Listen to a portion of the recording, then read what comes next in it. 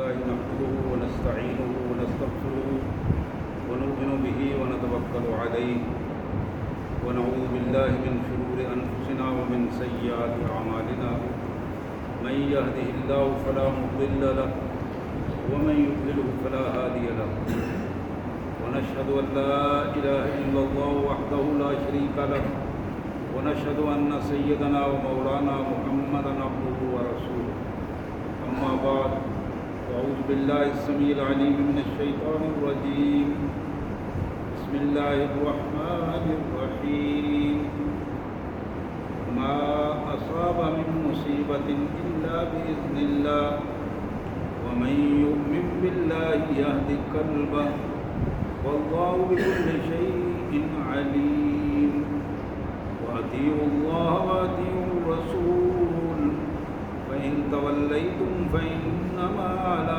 رسولنا البلاغ المبين الله لا إله إلا هو وعلى الله فليتوكل المؤمنون يا أيها الذين آمنوا إن من أزواجكم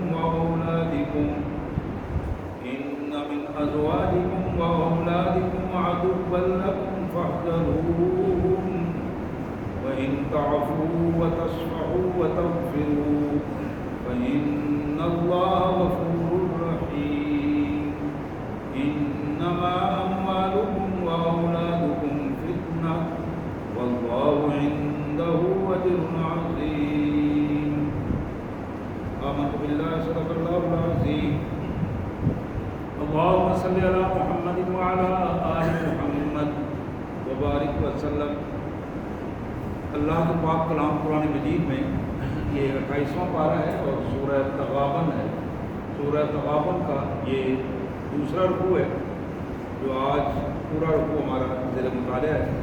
سب سے پہلے ان مبارک آیات کا سادہ سا ترجمہ اور مفہوم اور پھر انشاءاللہ اس کے پس منظر میں نبی رحمت صلی اللہ علیہ وسلم کے فرامین کے حوالے سے مختصر سے ما اصاب من مصیبت الا باذن اللہ،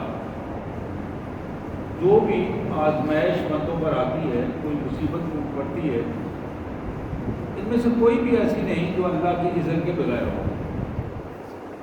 اللہ کے علم میں ہوتی ہے اور اللہ تبارک و تعالیٰ کے اذن سے ہوتی ہے، لیکن حقیقت یہ ہے وَمَن يُؤْمِن بِاللَّهِ يَهْدِ قَلْبَهُ، جو بندہ اللہ پر اعتماد رکھتا ہے، اللہ پر یقین رکھتا ہے، اللہ پر اس کا سچا ایمان ہے، اس بندے کا دل ہمیشہ اللہ کی رہنمائی میں چلتا ہے۔ اللہ تبارک و تعالیٰ اس کی اللہ کی دی ہوئی ہدایت میں اس کی زندگی چل رہی ہوتی ہے، اور اللہ تو ہر چیز کو پورا پورا جانتا ہے۔ حقیقت یہ ہے کہ تم اللہ کی اطاعت کرو اور اللہ کے رسول صلی اللہ علیہ وسلم کی اطاعت کرو، یہی تمہاری کامیابی کی ضمانت ہے۔ لیکن اگر تم اس سے پھر گئے، تم نے منہ پھیر دیا، تو ہمارے رسول کی تو ذمہ داری یہی ہے کہ وہ صحیح بات تم تک پہنچا دے، اس کے بعد نتائج کا نکالنا اور نتائج کے مطابق سزا دینا یا بدلہ دینا یہ ہماری ذمہ داری ہے۔ اللہ ہی کائنات کا مالک ہے، سارا اختیار اسی کے پاس ہے، اور ایمان والے اللہ ہی پر اپنے توکل کا اظہار کرتے ہیں۔ اب ڈائریکٹ اللہ تعالیٰ ایمان والوں کو مخاطب کر کے فرماتے ہیں کہ یا ایھا الذین آمنوا، اے ایمان والو، ان من ازواجکم و اولادکم عدوا لکم فاحذروہم، تمہاری بیویاں اور تمہاری اولاد یہ تمہارے لیے بہت بڑی آزمائش ہے۔ تمہاری بیویاں اور تمہاری اولاد ان دونوں کو ہم نے تمہارے لیے دشمنی کی حد تک آزمائش بنا دیا۔ عدو لکم، یہ تمہارے دشمن ہیں، آزمائش میں اس حد تک آگے نکل جائیں گے کہ یہ دشمنی کی حد تک چلے جائیں گے۔ فاحذروہم، تمہیں محتاط رہنا ہے، بچ کر رہنا ہے، ان کی شر سے بچ کر رہنا ہے۔ خیر کا پہلو زیادہ سے زیادہ ہوگا، لیکن شر سے بچ کر رہنا. فَاحْذَرُوهُمْ وَإِن تَعْفُوا، اور اگر تم ان کی غلطیوں کو معاف کرتے رہو، وَتَصْفَحُوا، اور ان کے معاملات سے درگزر کرتے رہو، وَتَغْفِرُوا، اور انہیں بخش دیتے رہو، فإن اللہ غفور رحیم، تو اللہ تمہارے لیے بھی رحمتیں اور بخشش تمہیں عطا فرمائے. وہ آزمائش ہے، اور اس آزمائش میں تمہیں ان کے ساتھ جو رویہ اختیار کرنا ہے وہ درگزر کا، بخشش کا اور اچھا رویہ اختیار کر کے اپنے اہل خانہ کے ساتھ اس آزمائش میں پورا اترنا. دوسری بڑی آزمائش، انما اموالکم و اولادکم فتنہ، یہ تمہارے مال جو ہیں، وسائل جو ہیں، یہ تمہارے لیے بہت بڑی آزمائش ہے. اولاد اور مال، پہلی آزمائش بتائی، اور بیویاں اور اولاد. دوسری آزمائش تمہاری اولاد اور تمہارے مال، فتنہ آزمائش میں. واللہ عندہ اجر عظیم، اس آزمائش میں اگر تم پورے اترے، اللہ کے یہاں اس کا اجر بھی بہت بڑا ہے، بہت بڑا اجر ہے. اگر تم نے اپنے مال کو اللہ کے لیے استعمال کیا، اپنی اولاد کی تربیت اللہ کے حوالے سے کی، تو بہت بڑا اجر سمیٹ ہوگا. فاتقوا اللہ ما استطعتم، فاتقوا اللہ ما استطعتم.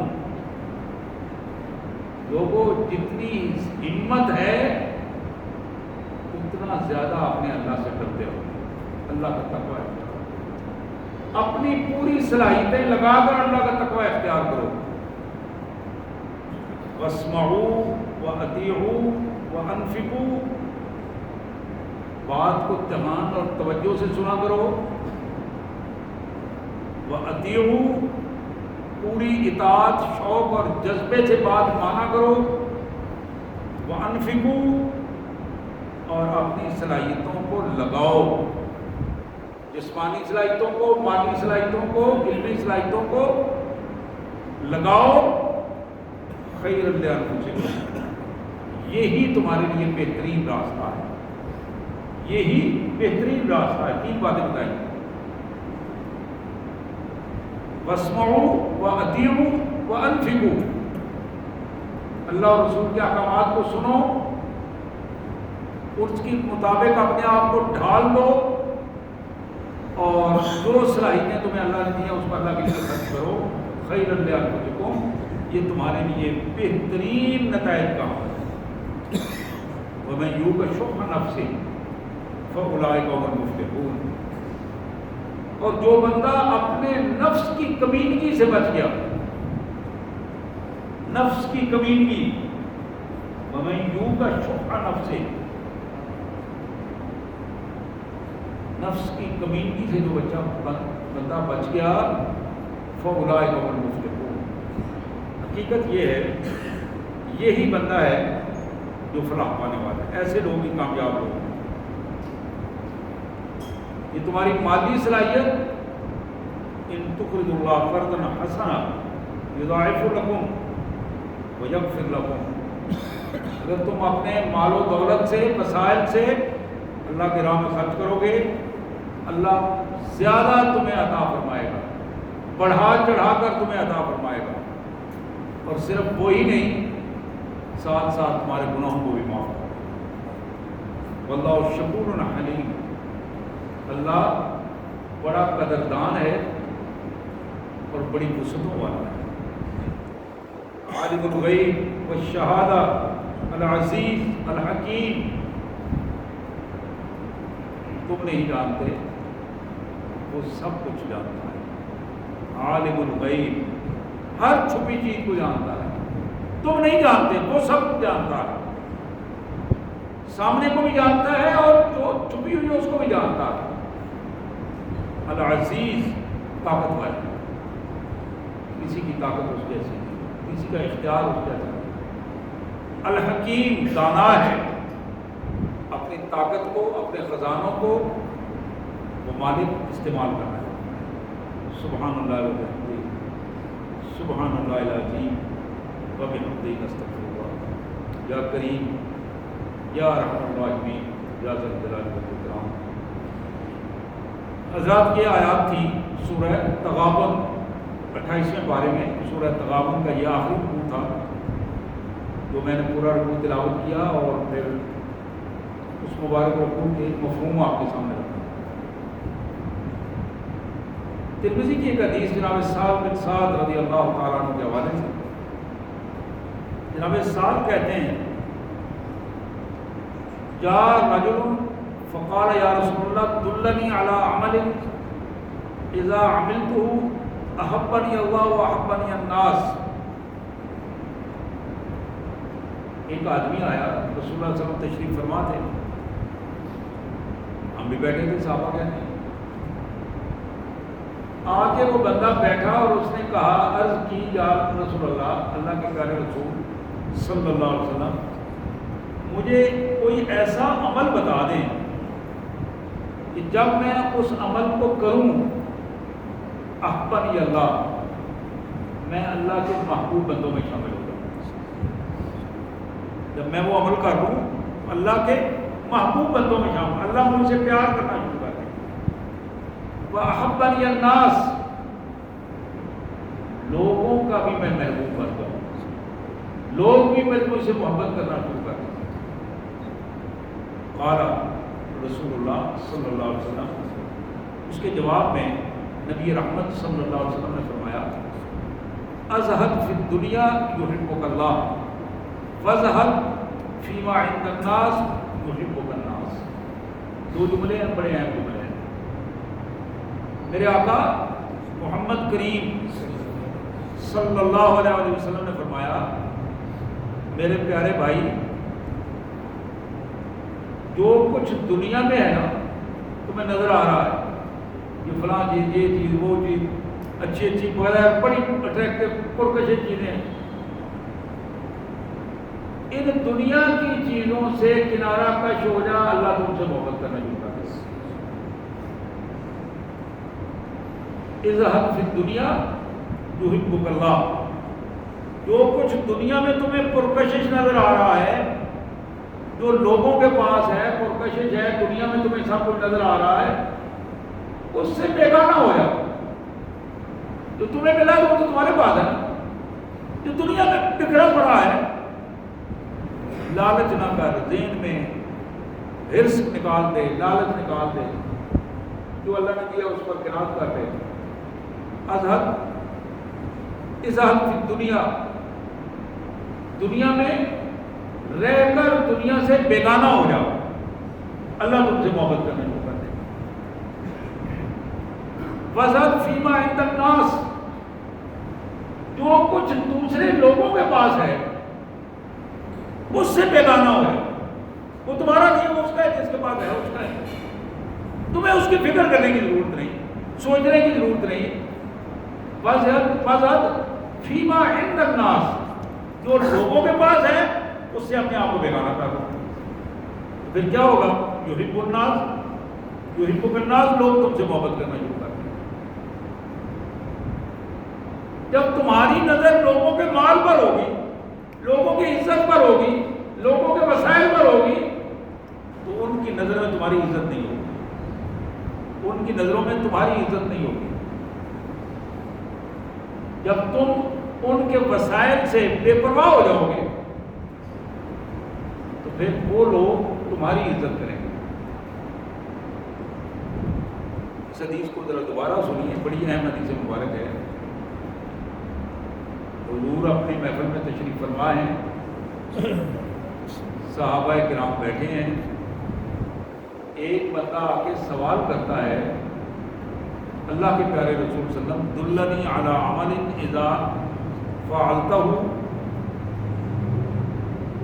احبنی اللہ واحبنی الناس۔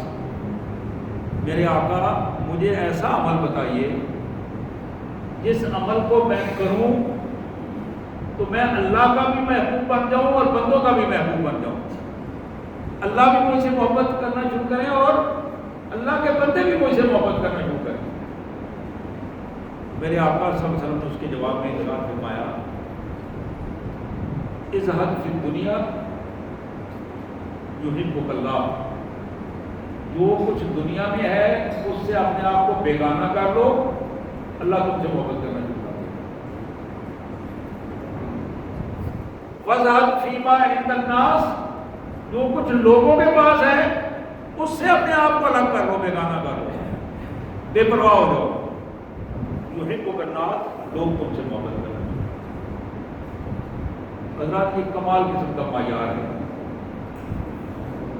بندہ مومن اپنے اللہ کے دیے ہوئے پر راضی رہتا ہے، جب وہ راضی ہو جاتا ہے تو پھر اللہ بھی اس سے راضی ہوتا ہے، بندے بھی اس سے راضی ہوتے ہیں۔ ایک کمال قسم کی جو پہچان بتائی ہے محمد کریم صلی اللہ علیہ وسلم نے، ابن ماجہ کی یہ حدیث، جناب ابو امامہ رضی اللہ تعالیٰ عنہ کی یہ روایت، آپ ذرا اس پہ غور کیجیے، کمال قسم کی حدیث مبارک ہے اور ایک نمونہ ہے میرے اور آپ کے لیے۔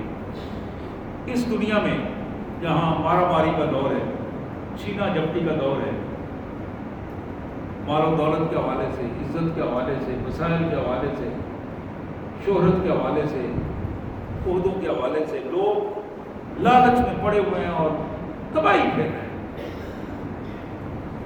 50 60 70 سال 80 سال عمر ہو گئی ہے، قبر کے قریب پہنچ گئے ہیں، لیکن ابھی تک وہ چھینا جھپٹی ختم نہیں ہو رہی۔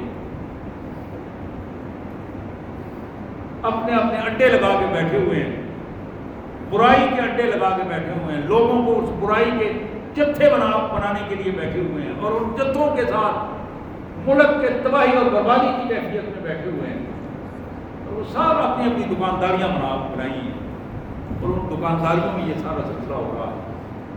عمروں کا تقاضا 70 سال سے زیادہ عمر ہے، بظاہر جو ہمارے عمر کا معیار ہے وہ بظاہر پورا کر چکے ہیں، لیکن خوف خدا ذہن میں نہیں آ رہا، تقویٰ نہیں ذہن میں آ رہا، آخرت کا تصور ذہن میں نہیں آ رہا، دنیا داری کے ہار جیت کا چکر جو ہے اس میں اپنے آپ کو لگا رکھا ہے۔ یہ معیار میں بتا رہا ہوں، اللہ کے رسول صلی اللہ علیہ وسلم نے فرمایا، میرے آقا صلی اللہ علیہ وسلم نے فرمایا، اغبط اولیائی عندی لمؤمن، کل قیامت کے دن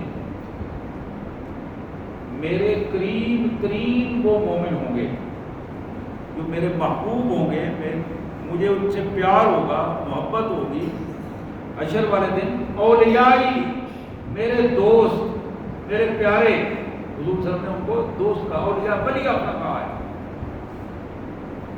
فرمایا خفیف الالحاد، پہلی صفت اس بندے کی یہ ہے، جھگڑے میں بالکل زیرو، جھگڑا نہیں کرتے اپنے آپ کو۔ ہمارے ہاں تو یہ بالکل الٹ رواج ہے، نہیں، ہمارے ہاں رواج ہے کہ ہم جھگڑے مول لیتے ہیں، جھگڑے مول لیتے ہیں۔ میری طرف دیکھا کیوں ہے؟ کیسے دیکھ رہے ہو، کیسے کھڑے ہو، کیسے بیٹھے ہو؟ مومن بندے کی جو رسول اللہ صلی اللہ علیہ وسلم کا دوست ہے، اس کی پہلی صفت آپ نے فرمائی خفیف الالحاد۔ بہت کم ایسا کوئی موقع ہے کہ وہ جھگڑا کرے کسی سے، بہت بڑی کہیں پھنس جائے تو اس کی کیفیت میں، ورنہ اس کی زندگی میں جھگڑے کی کیفیت نہیں آتی، الحاد کی کیفیت نہیں آتی، چھینا جھپٹی کی کیفیت نہیں آتی۔ فرمایا ذو حظ من الصلاۃ احسن عبادت ربک، نماز کے لیے اللہ تعالیٰ نے اس کو ایک خاص ذوق دیا ہوتا ہے۔ اللہ کی عبادت کے لیے جب وہ بندہ کھڑا ہوتا ہے تو ایک خاص ذوق کے ساتھ کھڑا ہوتا ہے، شوق کے ساتھ کھڑا ہوتا ہے، اور ایسے لگتا ہے کہ بندہ ایسے اس عبادت میں بالکل جسے کہتے ہیں نا کھب گیا ہے، عبادت میں جت گیا ہے بندہ، اس عبادت میں جب وہ ہے تو پھر اللہ کے علاوہ اسے کوئی اور چیز نظر نہیں آ رہی۔ احسن عبادت ربی، اپنے رب کی عبادت میں، رب کے بندوں میں بہترین بندہ اپنے آپ کو ثابت کر دیا۔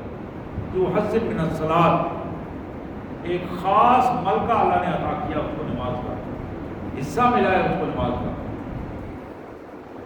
وَأَطَاعُوا فِي السِّرِّ وَكَانَ وَادِيًا فِي النَّاسِ. اکیلے میں اسے کوئی دیکھ نہیں رہا، اس وقت وہ اللہ کا زیادہ فرما بردار ہوتا. جب وہ بندہ اکیلا ہوتا ہے، کوئی دیکھنے والا بغیر نہیں ہے، اس وقت وہ اللہ کا زیادہ زیادہ فرما بردار ہوتا ہے اللہ کا، علانیہ زندگی کے علاوہ لوگوں کے سامنے. لیکن جب اکیلا ہوتا ہے، یہ بالکل الٹا معاملہ ہے ہمارا. ہماری زندگیاں کیسی ہیں؟ ہم اکیلے ہوتے ہیں تو نعوذ باللہ ہم سمجھتے ہیں کب بالکل آزاد ہیں، جو دل کرتا ہے کریں گے. اور یہ بڑی ایک دوسری حدیث مبارک میں اللہ کے رسول صلی اللہ علیہ وسلم نے فرمایا، مومن کی بہترین زندگی جس کی خلوت کی زندگی، پاکیزہ زندگی، خلوت کی زندگی، اکیلا ہو، کوئی اسے دیکھنا نہ ہو، لیکن اپنے اللہ کے ڈر اور اللہ کی محبت کی وجہ سے وہ زندگی اس کی پاک زندگی ہے. یہاں اسی کیفیت کو بتایا. وَأَطَاعُوا فِي السِّرِّ، چھپی ہوئی اس کی زندگی ہے. اپنے کمرے میں اکیلا ہے، باہر اکیلا بیٹھا ہوا ہے، بظاہر ارد گرد دیکھتا ہے کوئی نہیں دیکھ رہا، لیکن کائنات کے مالک کا اتنا فرما بردار ہے، اکیلا بیٹھ کر دنیا سے الگ تھلگ ہو کر بھی اللہ کی اطاعت میں اپنے آپ کو اس نے بتا دیا. ذرہ برابر بھی نافرمانی کرنے والی بات ذہن میں بھی نہیں آتی، اتنی اطاعت کی پہنچ. وَكَانَ وَادِدًا فِي النَّاسِ، اور یہ ایسا بندہ جو لوگوں میں گمنام ہے. آج کے دور میں بھی شوق ہوتا ہے اپنے آپ کو آگے پیش کرنے کا، ہر معاملے میں کوشش ہوتی ہے کہ آگے آگے ہوں، لوگ ہمیں دیکھیں، سر اٹھا کے دیکھیں کہ وہ فلاں فلاں فلاں صاحب. لیکن ایمان کا ایک تقاضا یہ ہے کہ وہ بندہ اپنے آپ کو زیادہ نمایاں کرنے والا نہ ہو، اپنے نفس کی پوجا کر کے اپنے نفس کو زیادہ سے زیادہ لوگوں کے سامنے پیش کرنے والا نہ ہو. لا یشار الیہ بالاصابع، ایسا بندہ کہ لوگ انگلیوں کے ساتھ اس کی طرف اشارہ کرنے والے نہ ہو. آج ہم چاہتے ہیں کہ دور لوگ کھڑے ہو کر اشارہ کریں وہ صاحب ہیں، وہ فلاں حضرت صاحب، پیر صاحب، ایم پی اے صاحب، ایم این اے صاحب، وہ فلاں صاحب ہے، چور صاحب. یشیر الی صاحب ہے، انگلیوں سے اشارے کیے جائیں اس کی طرف. لیکن یہ بندہ جو رسول اللہ صلی اللہ علیہ وسلم کا دوست ہے، حضور نے فرمایا لا یشیر، اس کی طرف انگلیوں سے اشارے نہیں. گمنام قسم کا آدمی، گمنام قسم کا آدمی. وَكَانَ رِزْقُهُ کفاف، وہ لمبا چوڑا رزق بھی اس کے پاس نہیں ہے. بالکل اسی طرح قوت لا یقوت، گزارا ہو رہا ہے، کھانے کو ملتا ہے، قرات کے ساتھ چل رہا ہے. وَكَانَ فَصَبَرَ عَلَىٰ ذَلِكَ، اسے جو کچھ ملا ہے اللہ کی طرف سے اس پر وہ صبر کرتا ہے، صبر کرتا ہے، شکوہ نہیں ہے، شکایت نہیں ہے. آپ نے اندازہ کیا ہوگا ہمارے ہاں یہ بھی بہت بڑا مسئلہ ہے. اگر ہمیں حالات کی تنگی کی وجہ سے ایک وقت کا کھانا مس ہو جائے، یا اچانک کوئی افتاد آ جائے، مصیبت آ جائے، آزمائش پڑ جائے، تو ہمارے منہ سے یہ جملے نکلنا، شکوے کے جملے نکلنا شروع ہو جاتے ہیں. اللہ نے وہ کو نہیں دل پیا، نعوذ باللہ میں ہی سانجے دیتے وقت ہونا. کئی دفعہ یہ جملے سنے ہوں گے آپ نے. اور وہ دنیا کا بڑا ہی بدبخت انسان ہے جو کسی چھوٹی سی آزمائش کی بنیاد پر اپنے اللہ سے بھی شکوہ کرے، اللہ کی اپنی ساری نعمتوں کو باقی کو بھول جائے. کسی ایک نعمت کے لیٹ ہونا پر، آزمائش پڑ جانے کی وجہ سے وہ شکوہ کرنا شروع کرتے کہ میں، تو یہاں رسول اللہ صلی اللہ علیہ وسلم نے فرمایا یہ ایسا بندہ ہے وکان رزقہ کفافا فصبر علی ذلک، اس کا رزق اتنا ہی جتنا ہی اس کی ضرورت، بلکہ اس سے بھی تھوڑا کم، لیکن وہ اس میں صبر و استقامت سے اللہ کا شکر ادا کرتے ہوئے ثم فقد بیدہ فقال اجلت بنیتہ پھر آپ نے اس طرح چٹکی بجائی اپنے ہاتھ سے، آپ نے بڑا کہ یہ اس کی زندگی ایسے گزر جاتی ہے، موت آ جاتی ہے۔ اب موت کے بعد کیا ہوتا ہے؟ قلت بواکی، اس کو رونے والے بھی کم ہیں، جنازے میں آنے والے بھی کم ہیں۔ گمنام تھا نا، کسی کو پتہ ہی نہیں ہے۔ جنازے میں تو لوگ جاتے ہیں ایک دوسرے کو دکھانے کے لیے جاتے ہیں نا، کہ ظاہر ہے پتہ چلے وارثوں کو کہ ہم بھی آئے ہوئے ہیں۔ قلت بواکی، اس کو رونے والیاں بھی کم ہیں، وہ غم زدہ لوگ بھی اس کے لیے کم ہیں، تھوڑے ہی ایسے لوگ ہیں جو یہ سوچ رہے ہوں۔ اور پھر فرمایا کل تراثہ، اس کی میراث میں اس کو کچھ ملنے والا بھی تھوڑا ہی تھا، کوئی لمبی چوڑی میراث نہیں ہے۔ اللہ اکبر اللہ اکبر استغفر اللہ۔ ذرا غور کیجیے میرے پیارے بھائیوں، جو معیار ہمیں بتایا گیا ہے رسول اللہ صلی اللہ علیہ وسلم کی محبت کا، اللہ کے پیارے رسول صلی اللہ علیہ وسلم جس سے پیار کرتے ہیں، جو آپ کا معیار ہے محبت کا، جس کو آپ نے اپنا دوست کہا ہے، اب یہ بندہ خفیف الالحاد، جھگڑوں سے پاک، ذو حظ من الصلاۃ احسن عبادت ربی، اللہ کی عبادت میں کھڑا ہو تو بہترین عابد، وَأَطَاعُ فِي السِّرِّ، اکیلا اللہ کی اطاعت میں کمال قسم کا نمونہ، لوگوں میں گمنام، ایسا گمنام لوگ اس کے طرف اشارہ کر کے یہ نہیں کہتے کہ وہ فلاں بندہ فلاں بندہ فلاں بندہ، ایسا بندہ کہ جس کو رزق بھی اتنا ملے جتنی بڑی مشکل سے اس کی ضرورت پوری ہو، فصبر علی ذلک، اور اس پر بہت صبر و کنات سے کام ہو۔ پھر آپ نے فرمایا ایسے بندے کو جلدی موت آ جاتی ہے، اور جب موت آ جائے اس کو رونے والے بھی کم ہوتے ہیں، اور اس کے وراثت لینے والے بھی کم ہوتے ہیں۔ اس معیار پر ذرا اندازہ لگائیے، میں آپ ہم کہاں کھڑے ہیں، کس سطح پر ہم اپنے آپ کو محسوس کر رہے ہیں۔ ان حالات میں اس سطح پر کھڑے ہو کر جب ہم دیکھتے ہیں، بعد بات سوچ جاتی ہے اچھا یہ بندہ بھی اس دنیا میں رہتا ہے، اس بندے کے حالات بھی اس دنیا میں ہیں۔ لیکن میرے بھائیوں ہیں لوگ، آج بھی لوگ اس دنیا میں ایسے لوگ موجود ہیں جو اللہ وحدہ لا شریک کے لیے اپنی زندگی بسر کرتے ہیں، اس کی امانت سمجھ کر بسر کرتے ہیں، اور اس کے پیارے نبی صلی اللہ علیہ وسلم کے محبوب ساتھیوں میں اپنے آپ کو شمار کرتے ہیں۔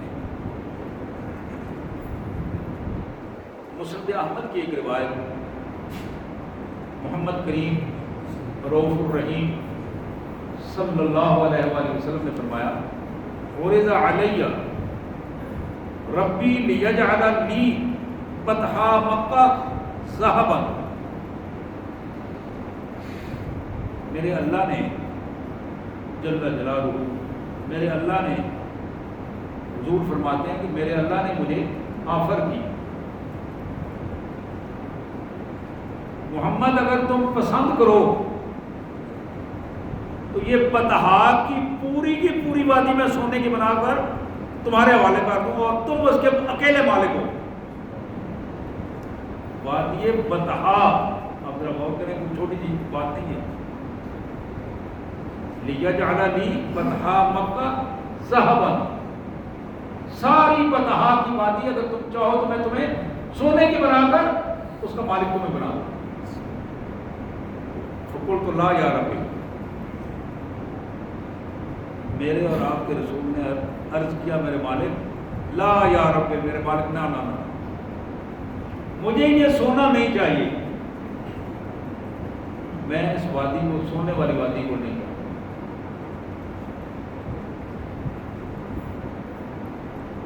اس جملے کو ذرا لائیے اپنے اوپر. جس کو یہ آفر ملے تو وادی کی بات ہے، کلو 2 کلو سونے کی بات، 2-4 تولے سونے کی بات ہے، پھر ہمارا رویہ اس کے حوالے سے کیا ہوگا. اور یہاں ہمارے یہاں تو بڑے بڑے ایسے بدبخت ہیں جو ان ڈاکوں کو اور سونوں کے ٹکیوں کو، چیٹوں کو جہازوں میں بھر بھر کر لے جاتے ہیں اور لے آتے ہیں، اور ان قبروں میں ساری عمر گزر رہی ہے، پوری قوم کو بیچ رہے ہیں. اور ایسے ایسے بدبخت بھی ہماری اس ملک کی تاریخ میں گزرے ہیں جن بغیرتوں نے اپنی ماؤں بیٹیوں کو ڈالروں کے بدلوں میں بیچا ہے، 500 ڈالروں کے بدلے میں بیچا ہے.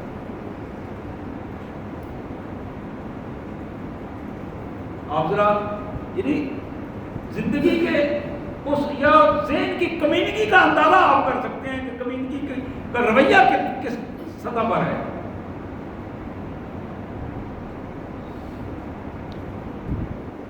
آپ آج بھی 20-22 سال سے قوم کی بیٹی عافیہ صدیقی وہاں امریکہ میں قائد ہے. کیا جرم ہے؟ پتہ نہیں کیا جرم ہے.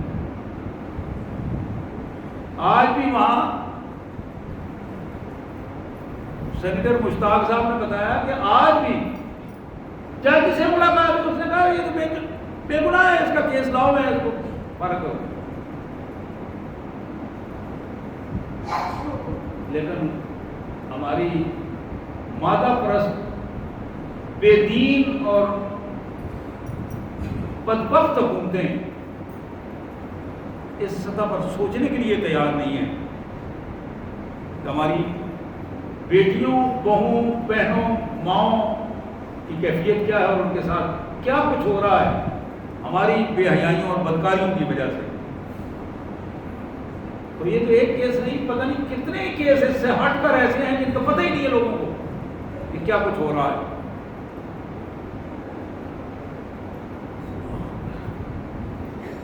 میں عرض کر رہا تھا، نبی محترم صلی اللہ علیہ وسلم نے فرمایا کہ میرے سامنے سونا پیش کیا، بتہا وادی، میں نے کہا لا یا رب، اور یہاں چند $100 کے بدلے عزتیں بیچی جا رہی ہیں.